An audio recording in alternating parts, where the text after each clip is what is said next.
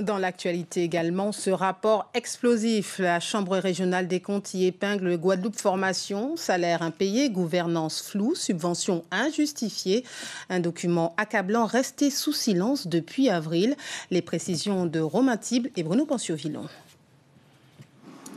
Dans quelle situation se trouve réellement Guadeloupe Formation?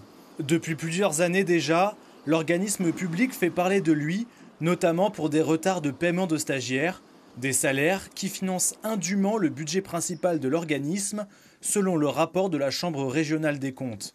Elle souligne aussi des finances très opaques. Les données de 2020 à 2023 sont parcellaires.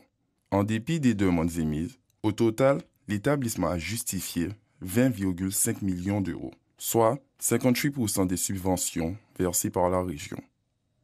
Une situation inquiétante selon le groupe d'opposition Pays Guadeloupe.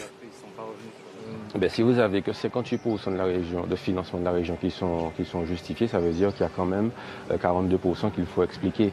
Et je pense que dans une situation où on a demandé, nous, depuis en mars 2022, de connaître effectivement la situation financière précise de Guadeloupe Formation, on n'avait jamais réellement eu. Donc les craintes que nous avons eues sont avérées et c'est vraiment dommage, ne serait-ce que pour ces jeunes, pour ces salariés et pour la situation de la formation en Guadeloupe. C'est pourtant le président de la région qui gère désormais le volet finances de Guadeloupe Formation, un rôle injustement occupé selon la CRC. Ordonnateur à tort des dépenses et recettes depuis peu, le président de la région de la Guadeloupe exerce une autorité sur l'EPA qui interroge sur l'intérêt juridique du maintien de cet opérateur et sur l'intérêt de tels contrôles analogues. C'est toute la gouvernance successive de Guadeloupe Formation entre 2019 et 2021 qui est remise en question par le rapport de la CRC.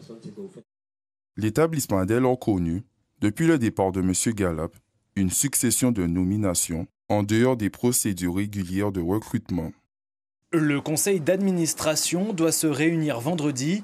Pour l'heure, ni le président de région, ni la gouvernance de Guadeloupe Formation, ni les syndicats n'ont donné suite à nos sollicitations.